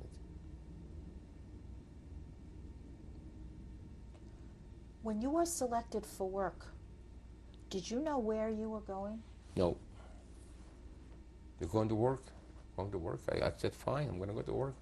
At least maybe I can earn have a piece of bread. If I work, they'll let me live, maybe. How did you go? They took us with a truck. It took them a couple of hours. It's not too far away. It's from Auschwitz. It's about 55 kilometers from Krakow. It's not too far away. And they brought us in. There was already an established camp there. They had people there sitting there for 2 and 3 years in the same camp. And they assigned me to a coal mine. What did this camp look like? At least they had little houses, but banged with those, how do you call them? Buck banks? Those made out of wood, one top of the other one. How do you call them? Bunks? Bunks, right. With straw sacks and the little to cover yourself with like a little blanket, and that's it. You have a 3 or 4 on the one top of the other one. This was at least, and Auschwitz was, we didn't have no way to lay down by laying on the floor. It was already good, it was a paradise already. And then they gave us bread, they gave us a soup, and a coffee. That was the whole thing. Every day they gave us a little, and sometimes they gave us a piece of margarine. Where was the coal mine from the barracks? We had to travel. It was about a half an hour from the camp. Sometimes we walked. Sometimes they took us with a train. We walked till the train, and from the train, but we are all tied down with chains. Everyone had a little chain with a ring, and they pulled a long wire through and locked up on the other side, so we shouldn't escape. They took us till the workplace, and workplace they took the wire away, and they let us down to the shaft. We had a little carbide lamp, and it was very unpleasant, very hot. The air was stale there, and sometimes we went into a section where the water was seeping through, and we walked out. It was in the winter time. Everything was frozen on us. The non-Jewish workers there, they were Poles and Germans. They had uniforms, leather uniforms with lamps attached to their heads. And when they left the coal mine, they took a shower and they changed clothes. We didn't. We couldn't do it. It was very tough. And the procedure was, when they let us down, there was a group assigned that drilled a hole in the wall. They put explosives in. They exploded the whole thing. Was another group came in. They put supports. Supporters shouldn't collapse. And we had to dig out, bring out the coal. They built up little trains on the rails. And we had to load up big chunks I couldn't lift up. Sometimes a big piece of coal. They hit me over the head. I didn't have enough strength to pick up a big piece, chunk of coal. So, cried, we hit, we screamed, and that's it. How long was your work shift? I don't remember how many hours it was. Must have been 8 or 9 hours. Took us back to the barracks, and they gave us coffee, a piece of bread for the next day already. Did you get new clothing when you got to your war zone? No, we had the same clothing they gave us, and then they changed twice a week, once every second week. We had to go outside. They came with a little lamp. They called Entlosung. They looked at over. We didn't have no lights nowhere, naked in the cold. And then they gave us underwear and another pair of trousers and a jacket and a hat. Once every second week. They did give us the same uniform, the same striped uniforms. What was the procedure like every day? Did you have to assemble and yes, be in counted? the morning, 6 o'clock in the morning, you had to get out for an appel, it's called. I don't know how you say it in English, it's an appel. They lined us up in the whole length, and they called, we didn't have no names there, we had numbers. They called your number out. After everything was in order, got to it, and one was missing, we had to stay till they accounted for this particular person. Was this the same number you had tattooed or a new number? No, this is the number. This was my name and everything. The number was my name. And then they assembled us accordingly to the assigned group, and we went to work. Some people worked on the building. They were Baustelle. It's called, they were building houses there. Some of them were building railroad lines. I was working in a coal mine. Some people worked in brick factories. It was a big camp there. There was not only Jews in this factory. In this camp, we had Poles, we had Russians, we had French men, we had Ukrainians, we had Greeks. Are you talking about the prisoners? Yeah, in camp there. And who was guarding you? The SS was guarding us. The SS were all the time with us. Was there any kind of an organization of prisoners within the camp? I wasn't aware of it. Maybe there was somewhere. I wasn't aware of it. Did you have anything like a block elder or anything like that? Yeah, there was a block elder. Every block had a block elder, and you have a guy who took care of the Stubenälteste. Otherwise, they wasn't in charge of all the inside. And that's it. Then there was a couple who were in charge of the group outside the camp. We went to work. It was a couple. They took care, watched. Very fine people. When they could murder you, they did, by any occasion. Very few, some of them are Jewish, some of them are not Jewish, but most of them low-life people, which they took this position, they accepted this position. They mistreated every person. Very, very bad. Were you personally mistreated or beaten in any way? A couple times, but none but Polish guys were mistreating me. And then somehow I developed respect. I appealed to them and I explained to them, look, you see the same enemy every single day. Whom are you fighting? You're fighting with me instead of fighting the other side, the Germans. That they quiet down.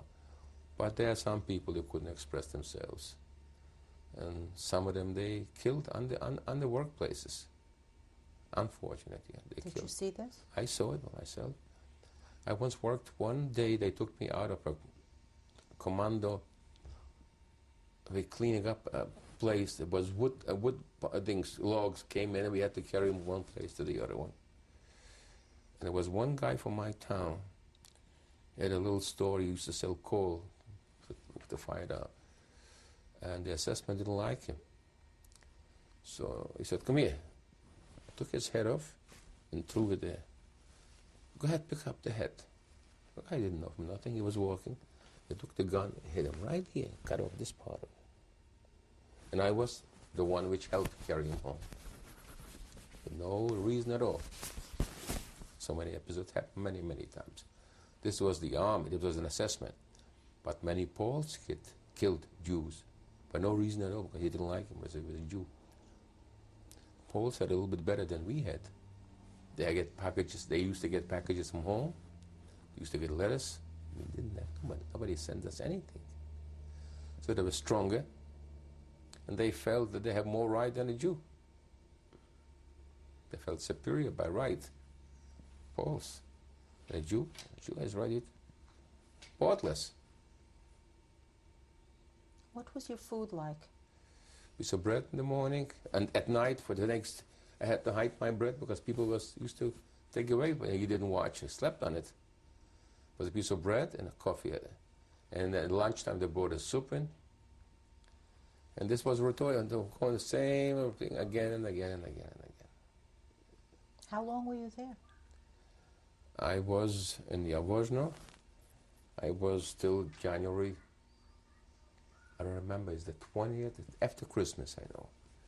And then one night, before I was run down, before I finished, I go to this segment, I was run down and I couldn't handle the coal mine anymore. So I had a man which he was working. As a matter of fact, there was a Polish guy in charge of the clothing department, and he ran away from camp somehow.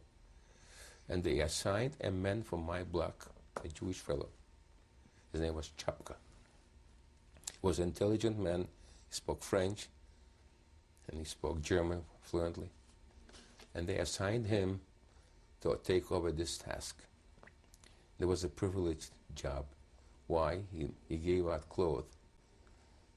And the doctors get some better stuff. So I walked over to him. So he had contact with the doctors. It was an infirmary, it was their little hospital. They kept some people. They were a little sick, not serious sickness. So I walked over to him. I said, Chapka, you got to help me. You see, I'm shrinking. I wouldn't survive. Do something for me. So he said, you know what? Let me talk to the guy in hospital there. And let me see what he can do for you. The next day he came over to me and said, look, go in there and tell him you have diarrhea. He will keep you there for 2 days or 3 days, and then you will stay. He'll give you a job there. And this is the way how it worked out. So it was a salvation for me already. I didn't have to go to the in the morning, get up 6 in the morning, you'd be counted. I was in the hospital. My assignment was to wash the floors all around every day, in the morning and every night. It was a beautiful job. I wasn't freezing, was walking around with a shirt already. I helped hand out coffee for the sick people. So it was a little salvation for me. This kept me till the liquidation, actually. During the time that you were in this camp, were there selections? They sent people out from the hospital, very sick people. They took them to away. We didn't know. Took them. They said to take them to Auschwitz. What they did with him, we didn't know. But they did select the people. All the people, sick people, they sent them away. They did send away some. How long were you working in the hospital? About a month before the liquidation of this particular camp. And then one night, a bomb fell into the kitchen. The Russians bombed this camp. Either they saw a spark coming out from the chimney or something. It was close to the SS barracks, but they didn't touch the SS barracks. They threw a bomb into the kitchen. They killed a lot of people there. I was one of them to help in carrying him into the hospital. It was a terrible thing. Maimed people there. And the next day there was an order. There was a rumor that we're going to leave that camp. We're going to go to a different camp. Did you have any, could you hear any sounds of war approaching? No. No. No. When that... In the ghetto, one day was an overflow, some aeroplanes flew over. We had a siren system. We made an alarm, and we lay down on the floor. That was the only time I knew it was in 1944. But in camp, no. Except when the Russians came in and bombed there, they threw bombs down. They put flares down. They threw flares down, and they bombed the kitchen. Now, how did you know that that was the Russians who did that? Because the Americans couldn't come so far down there. It wasn't Eastern Europe. It wasn't Eastern. It was Central Europe, actually. The Americans didn't come so far down to bomb. But it must have been Russians. I assume so. It was Russian aeroplanes. And the next day, it was an order we were going to evacuate camp. We're coming to the end of this tape. When we resume on the next tape, we'll continue with your testimony. Okay.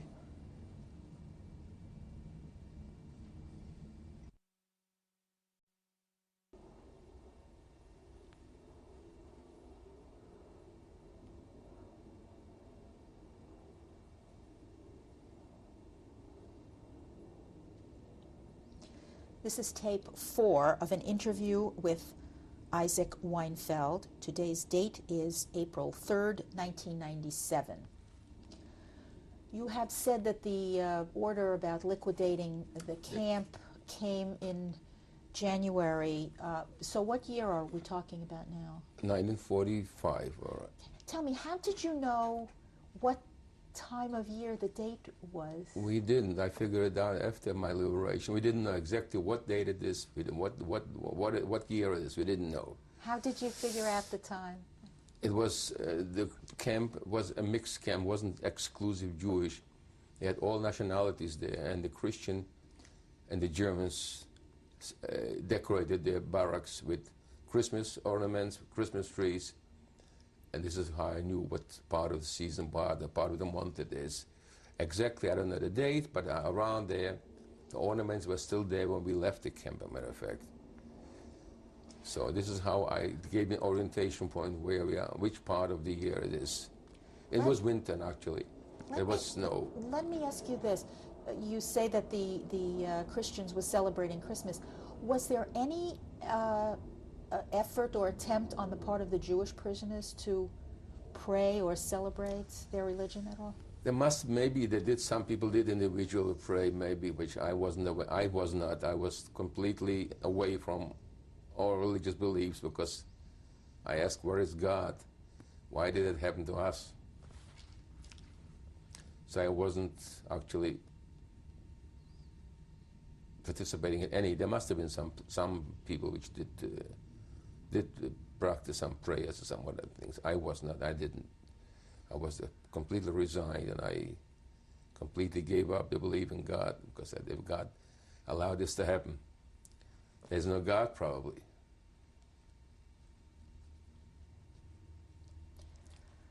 So tell me, what happened when you learned that this camp was to be liquidated? So I prepared myself. I had a chance to organize myself a couple of pair of socks. I was working in this infirmary, and I had, as a matter of fact, I had those wooden shoes. I changed them. I figured we have to walk a distance. It would be easier to walk with shoes. So I had a chance to organize a pair of shoes and a couple of pairs of socks. But it was a mistake. The snow was very deep, and the leather shoes and absorbed all the moisture from the snow, and my feet started to freeze. And on the way, I was limping already. And whoever slipped was killed immediately. It's called the Dead March, and the thousands of people died. How did it start, though? You were in the camp, and describe what happened. Yeah, they organized. They said they group by group. They this group is going to go. They took the whole camp and just marched us, and we got the SS walking on the side. Some of them had horses and wagons. They were sitting there exchanging every couple of hours. And the other one went on the wagon, and the other one walked with us. And this is how it was going.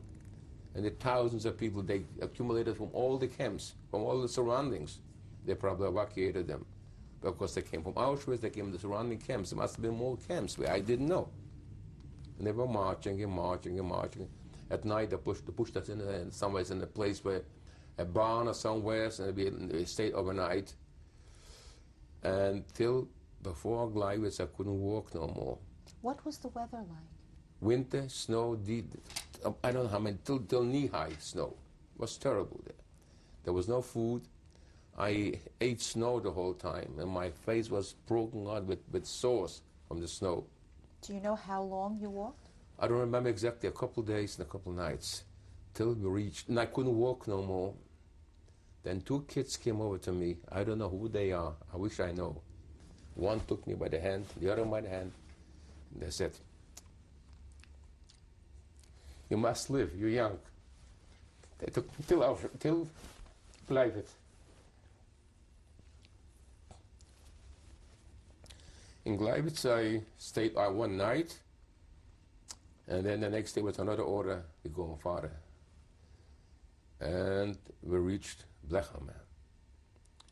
Blechhammer, we stayed one day, and there was a rumor that the SS is not here no more. And we saw some people run into the magazines and started to take out food because everyone was hungry. And as they were running with the food, somehow, somewhere, the SS came back and they started to shoot. So people were falling down with wood in their hands. And I said, I lived till now. I survived till now. I'm not going to die. I'm not going to be so bad. I starve another couple of days. As I looked out of the window, I saw somebody's knocking out. In Blechhammer, this particular camp, there was not just a fence alone around. There was a big brick wall, and on the top of the wall, there were wires, electric wires. So I saw somebody knocking out a hole, and they go out and they leave the camp. And I said, I have nothing but to lose. I ran out of the camp there, and I stayed a couple nights in camp. I was recaptured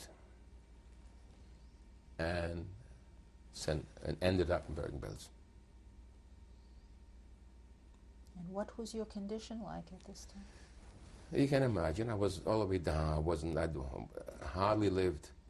Somehow Bergen-Belsen, somehow came back to me a little bit till the liberation. I was in Bergen-Belsen till the liberation.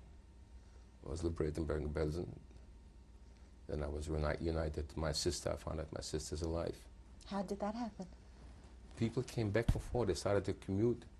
As soon as the people were liberated, they started to ask, did you see my sister? Did you see how, this is how we communicated, and we found out. I had my sister there.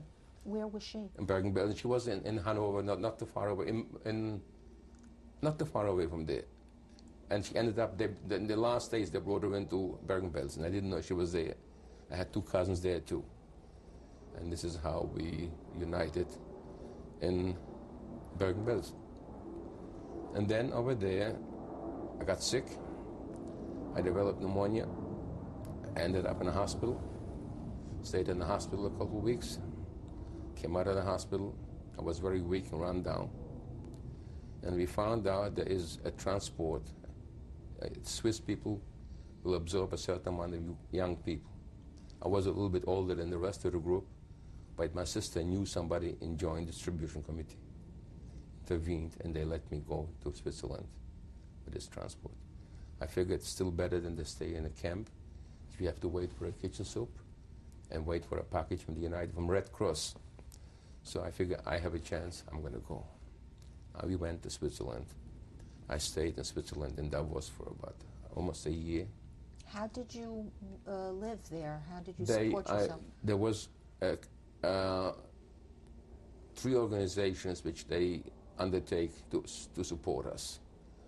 There was British Fund, Joint Distribution, and the Swiss Kultusgemeinde, the Jewish community in Switzerland. They all worked together and supported us there. They gave us room, they gave us a certain amount of money to buy whatever food, like a welfare kind of. And I stayed in Davos for a while, and then I went to Zurich. I figured maybe I can do something, work something, but unfortunately, we're not allowed to work. The Swiss will not allow you to work. Only I worked as a volunteer, which the men who I worked for, I was building fluorescent lights there.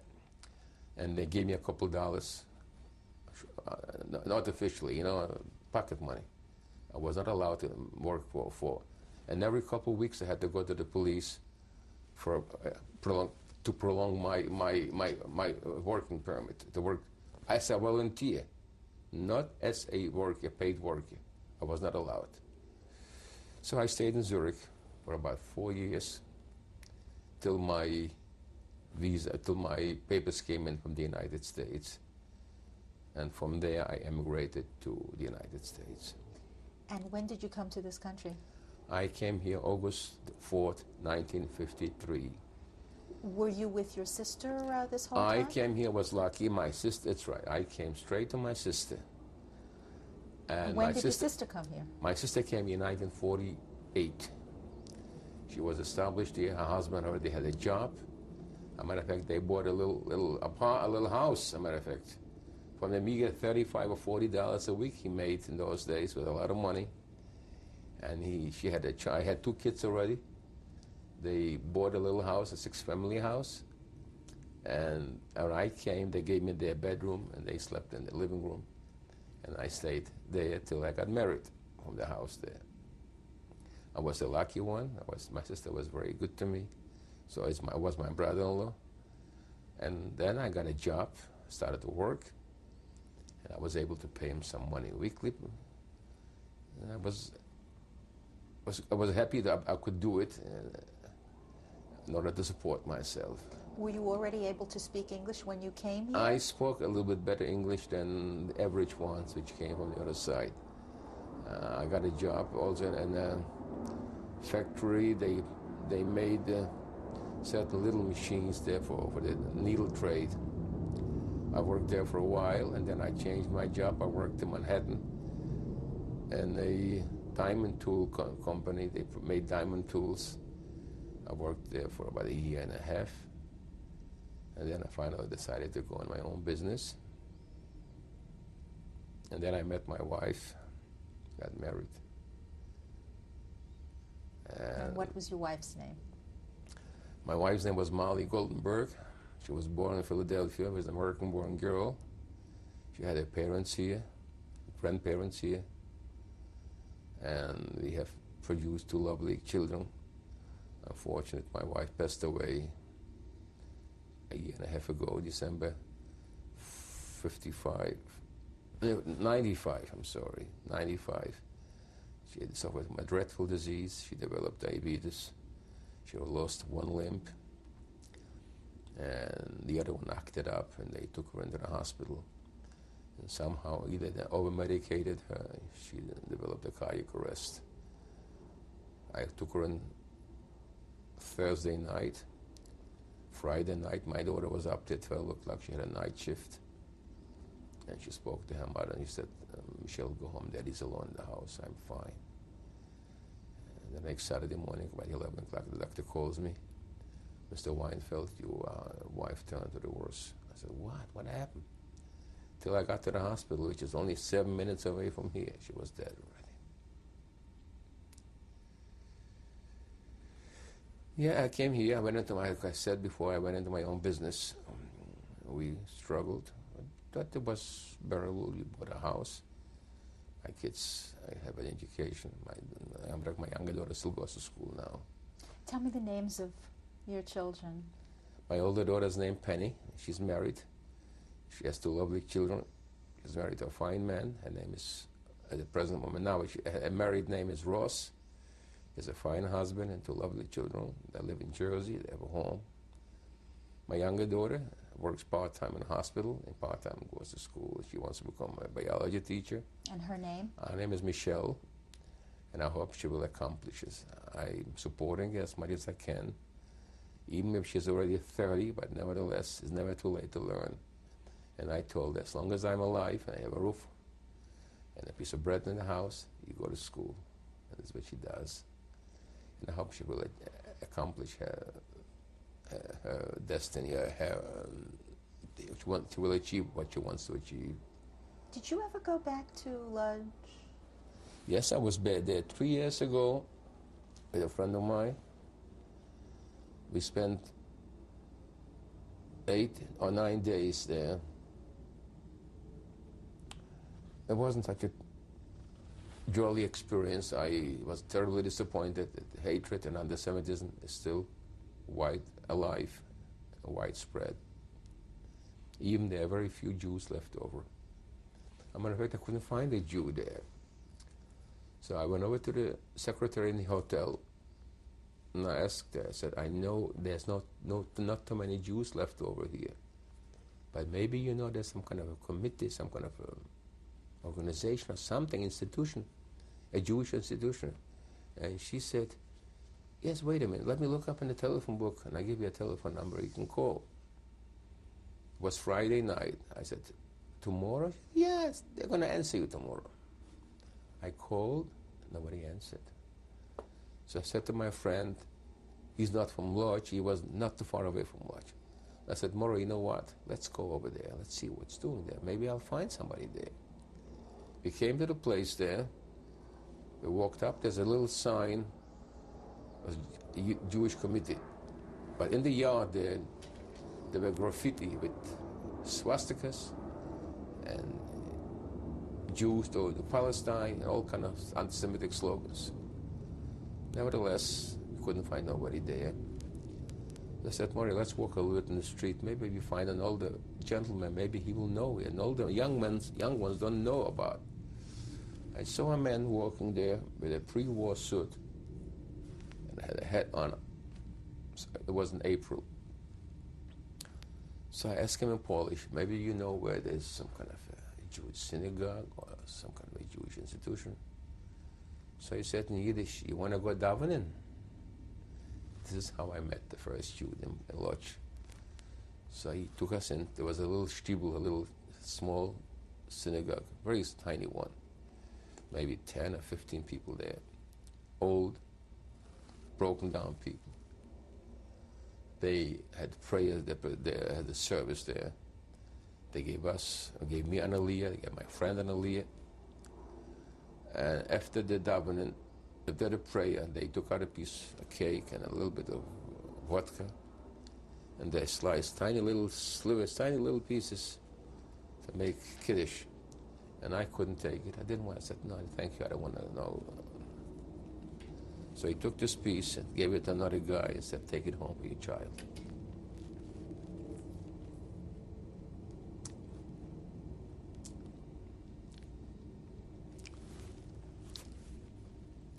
They live in poverty there. They're all people which are undermarried, mixed marriages, or either circumstances, I don't know, they remain there. There's 150 Jews, but I was there, he told me. Older people, sick people. They are supported by the joint. They have a soup kitchen there, some kind of recreation, he told me. Most of them are 150, maybe more now. But when I was there, he said there's 150 Jews living there. Lodge looks like part when I was in there. The main street, which like Fifth Avenue here, it's terrible. It looks shabby, dilapidated. It used to be a vibrant, beautiful street with stores. It doesn't exist anymore. The buildings are old, shabby, neglected, like they looked before the war. But they exist, they live. The stores are now, I understand, filled up with merchandise. They get imported stuff from Germany. And they somehow exist. They live.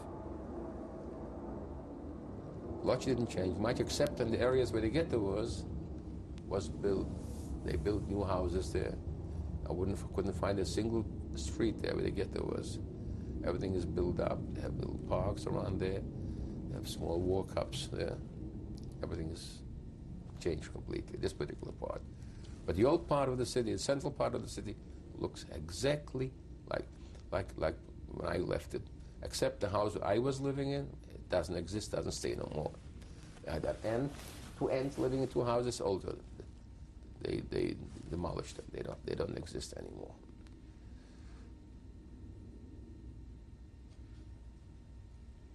Let me ask you this as we come to the close of your testimony.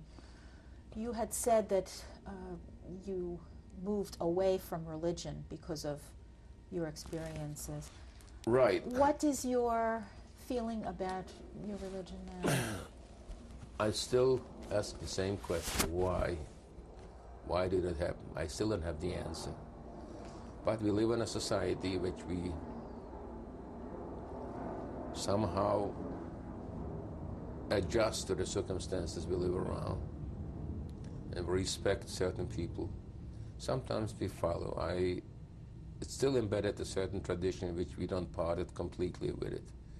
I don't observe everything, or I'm skeptical about it. Nevertheless, I follow the surrounding here, which I respect certain people, certain feelings. We celebrate Pesach. We go to my sisters and have a Seder there. I didn't part with Judaism completely because I paid a high price for it, for being one.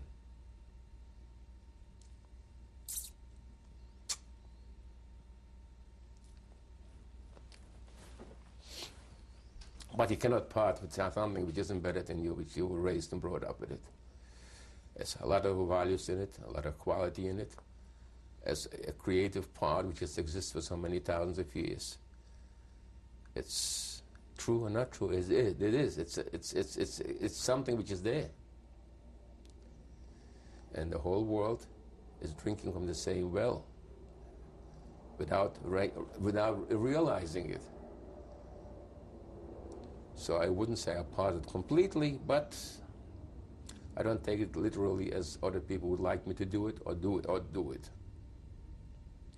I have my own way of interpretation, and I'm trying not to irritate anybody or trying to tell anybody how to do it, what to do, how to live, provided they don't tell me how to live. I live my life, an honest life, not to hurt anybody, not to steal from nobody. I hope to remain that way to the end of my life. Let me ask you one last question. What was it that prompted you to participate in this project and give your testimony? After suffering 4 years, and there's a lot of rumors, a lot of voices denying it, that it didn't exist. This is a testimony. This is my testimony. It did exist.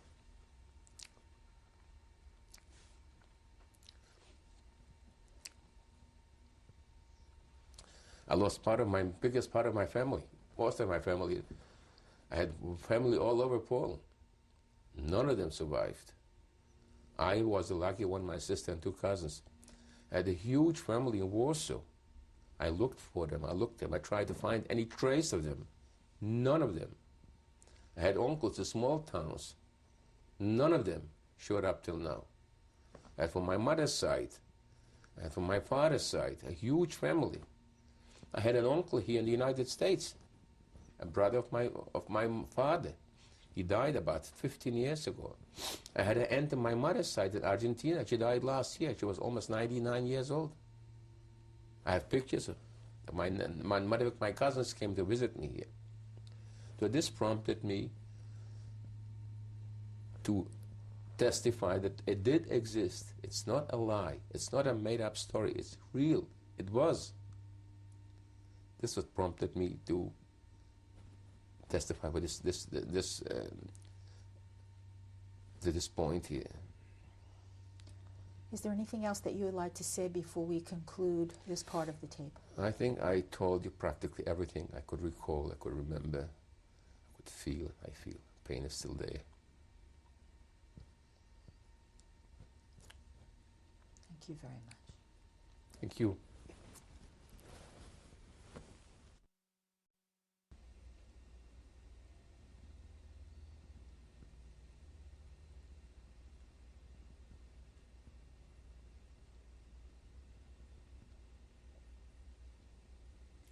This is tape 5 of an interview with Isaac Weinfeld. Today's date is April 3rd, 1997. Yeah, this Please picture, identify the people in this this photograph. picture is taken somewhere in Europe. I don't know exactly where it was taken. From the right-hand side is my father with a brother which I didn't know. The next to my father is my sister Ella, which I thank God still alive and lives in the neighborhood. Next to my sister is my grandfather, which I never knew. What was his name? Sholem Weinfeld. The next to my grandfather is my sister Chayale, which passed away in the ghetto. The next to my sister Chayale is my mother. And my mother holding me when I was 6 or 7 months old.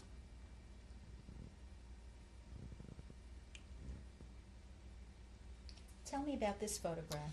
This picture is taken, I think, in 1936 or 37. I don't remember exactly. I was still going to school. From my right-hand side is my mother. Next to my mother is my sister Chayale. Next to my sister Chayale is my sister Ella. And I am sitting on a chair.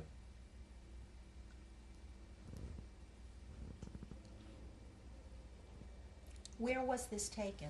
This picture was taken in Lodge in a studio.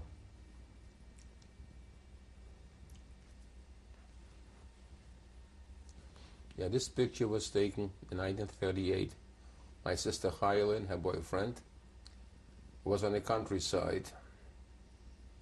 Unfortunately, my sister Chayale didn't survive, perished in the ghetto in 1941. Do you know her boyfriend's name? No, I don't know her boyfriend's name. I don't remember. This picture is taken in an unknown place somewhere near Lublin. This is a brother of my mother's. His name is Shmuel Leder, and his family. I never met before. None of them survived the war.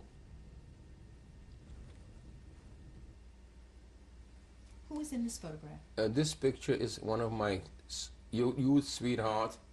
They were living in the same building with us. I don't remember exactly the date when it was taken. We were still going to school and play ball together. Her name is Ida Mininska. If anybody of her family, of any relatives is alive, this is the only document probably they'll find. Next to her is her brother, Pinchas Mininski. I don't think that any of them survived.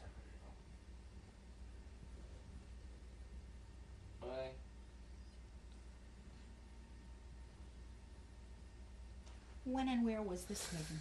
This picture is taken in 1945 in Bergen-Belsen after the liberation. You can see the barracks on the left-hand side, very visible. On the right-hand side is me. Next is my sister Ella. Next to her is her friend Salah Stern. And next to her is a British soldier, because Bergen-Belsen was liberated by the British. All three are alive, thank God. soldier, I must be back in England somewhere. What is this? This is an ID card that was given out by the UNRWA in 1946 in Bergen-Belsen. This was an ID. Without this, you didn't have access to the camp. You didn't get no rationing, no nothing in camp after the liberation.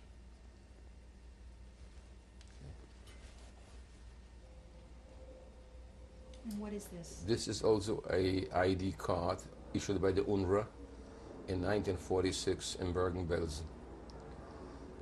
Was reinforce your identity, make sure you can go in and out of the camp.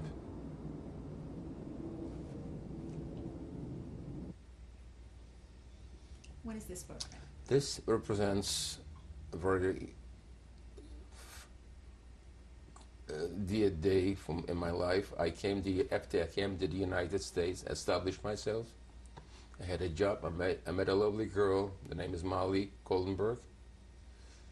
And we got married. This is the day when I took off the garter after the wedding ceremony. And what day was that? It was April the 7th, 1953 in Philadelphia.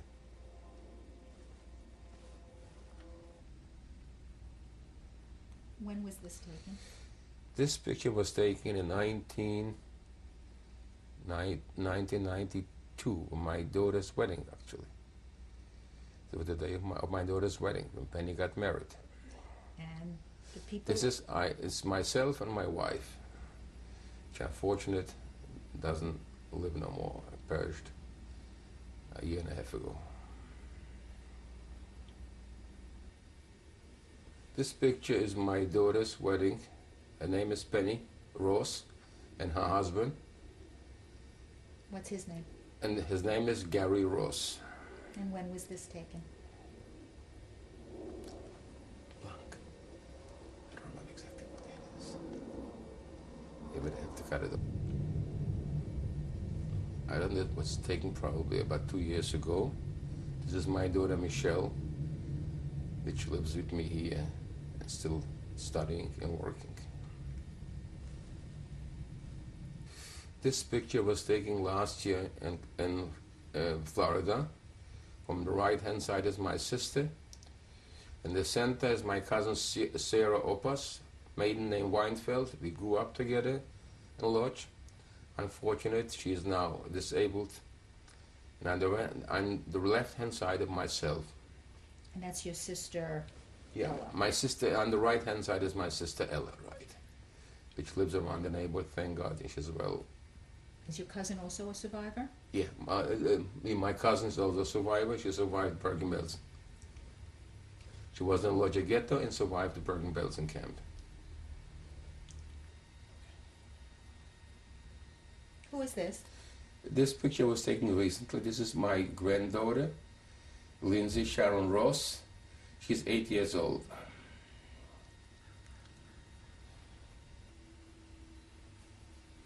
This is my grandson, Stephen Ross. It was taken recently. He's 5 years old.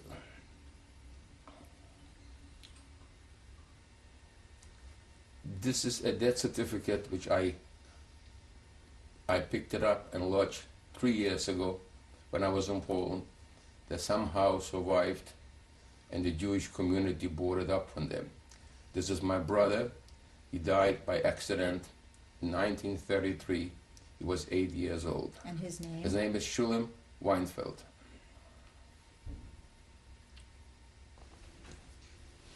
This certificate is for my sister Hyla Weinfeld, 21 years old. She died in the ghetto in 1941.